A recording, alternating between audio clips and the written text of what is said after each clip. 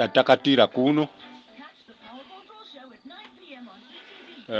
andina wakawanda kuno, so ndangenera kumuzivisa kuti ndinotamba pondiri ari pabrezi ndinotamba. So ndemuvunja ngochiimo chiri kanyi, hatikoni kufisirana. Kanyi kuno chiimo chakasiyana chakumeseriri mangwanani chambirana mpula choviya gorongoza ku district yo gorongoza nawe ku Gomo mu district yo gorongoze kuno zona yakoneyo ko zvambiraro madeko ano aenda ashira masoko kuri kutakwana zvostereti agora Zimbabwe yangena mabrindadi makumarongo muno mabrindadi wo Zimbabwe yangena namasocha akona vangena Mozambique. So hondo yamuka hamajangu kumukava vari yaro kanyinyo nasiri ya mukava koguma mushiposa yotonanga koejehwa usiku kuno koguma mangwana tinozwa zvakawanda. Tinozwa zvakawanda porque amasi yabukuta vayenga kuGomo vaviya yamasi vapa gorongo paikani pa mangomonyo wayenga ari mangomonyo wapakira zvinizvi uri kuenda Maputo. Zviro zviri kutakana kanyi, hondo yamuka Mozambique koda kufuhwana zvimweni zvokuti iya takavona itori doko ngoti masadeka achada kuviya kuzotendera kuve odata kwa chiyungu. Tabonga ndaida muzivisa kuti kanyi chiimo chapeyama. Mukazozwa mangwana kuti foni yangu yakadai dare vanomuverengera kanyi chiimo chapeyama ngondavayo mavhoto vari kulamba kunanga kuti Venasio atonga. So vamusa nyaka tabonga mafererimo azovona zvanoita sharp. Greetings muri Zimbabwe, kusangana kwatiri kuita zvekare pachivhitivhiti chedu Zim chidiepo patinokupai nhoroondo dzakasiyana-siyana maringe nenyika yeZimbabwe. Nazvozvo pano nyaya yatinayo inyaya yekumozambique. Zvichinzi masoja eZimbabwe apinda kunyika yeMozambique uko kwavari kunorova vanhu. So murume yataura nechimosken ndo chataura nacho. So panapa toda kuti tikunzwisei imwe leaked audio yatinayo because isati pererwe nema-leaked audio tinenge tichikunzwisai. Panapa imwe leaked audio yatinayo ndevana veLiberation Struggle avo vandoda kuti munzwe kuti vari kutaurawo kuti chii panyaya dzavo.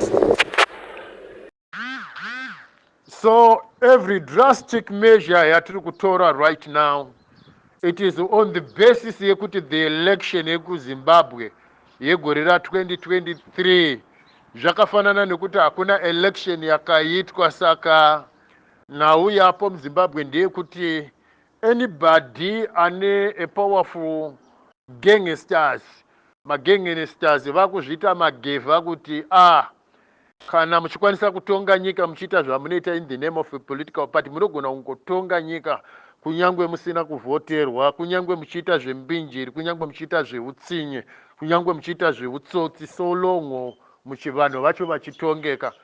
Then ndosaka now we have finalized, we have resorted that we are now taking drastic actions against mabvakura aya, mabwidi nemabumbwa aya. So ndataura ndakati within Zimbabwe there is nobody at a potential to challenge the government from within the country. Only vari kunze kwenyika ndo vane that potential to start from without to within. Ndo zvinhu zvatakuita. So nekuda kwechikonzero ichi nesituation iyi yatakamira, pane measures atakuita in place atoda kuti tikuudzei. I think chokwadi chekuti pazuva ranhasi kumanheru tinogona takupai the resolution standing on the ground, the resolution standing on the ground, the resolution standing, because right now murikuona kuti mabumbwa nemabwidi ese they are starting to unite for survival, for the sake of survival. because vari kuziziva kuti mandevere nemashona vakuziva chokwadi. Vana Hopewo Ching'ono, vana Gambakwe, vana Jumo takuzviziva kuti havasi vana vemuZimbabwe. Munhu wese akuzviziva kuti vana Mnangagwa, vana Matibiri, vana Kembo Muhadhi, president, vice president, hapana one muZimbabwe. Parliament yakazara 3/4. Masineta vana Timvias vese Manyasarand, there is no Zimbabwean. So munhu wese akuzviziva kuti magangsters, these are satanists, vana vevaroyi ava. Well, there are a lot of them. They are not even half related to us. So what we're going to do now, we're making some concrete resolutions against these infidels, against these guys vari kuzvita magangsters vanogaya maningi hora vari kuita unge they pretend like they are scientists, ivo vari masatanist. Vari kufungidzira kuti havabatike ivo vachibatika. Vari kufungidzira kuti they can own and control this country sezvavaita vachinyengedza vanhu. But here I challenge them 50-50, face to face. Yes, those people, whether we live or die, we got to face our enemies.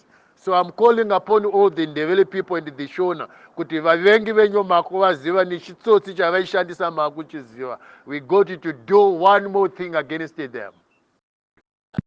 Right, muri Zimbabwe isusu nyaya dzatinoya nadzo panapa pane vanhu vanenge vachitaura sometimes, vamwe vanogona kutaura vachinyepa, vamwe vanogona kutaura chokwadi, vamwe vanenge vachipa maonero avo nemafungiro avo. So isusu muri Zimbabwe takasaridza kuti imimi tinokupai nyaya dzese dzinoitika munyika yeZimbabwe. Hatina propaganda, TV yedu haina propaganda, hatina saidivi ratinosaidhira kuti iri ndo divi ratinofanira kuenda. Aiwa, isusu maTV ese asi tinokupai news dzese dzaitika, any update. Tinotogona kupai any update chitovhunza kwamuri kuti nyaya yemainzwa here. Motiudzawo kuti kana yemainzwa vamwe vanototipa information mucomment section kuti aiwa nyaya yekutaura so. Isusu tiripa kukuzivisai anything chaitika around streets munyika yeZimbabwe. So isusu tinokurudzirai zvekare kuti kana muri vatsva paino channel munofanira kusubscribe, motena notification bell kuitira kuti patinoposta mamwe mavideos mukwanise kunge muchimaona nguva iripo. Naizvozvo ndofunga murume kuti anga yakaitira chimoskeni mamunzwa achitaura iye kuti vatakatira nekurohwa masoja ezimu. So opposition party yenyika yeNigrikini yeMozambique vacho vakabirirwa vari kutaura kuti on Monday chakachaya tiri kutotanga hondo. Saka muri Zimbabwe hazvisisina kugadzikana, nyika yasheka. Ndokusheka kwacho kwaitauriwa kupera kwaOctober, November, October, ma 1. So thank you for watching.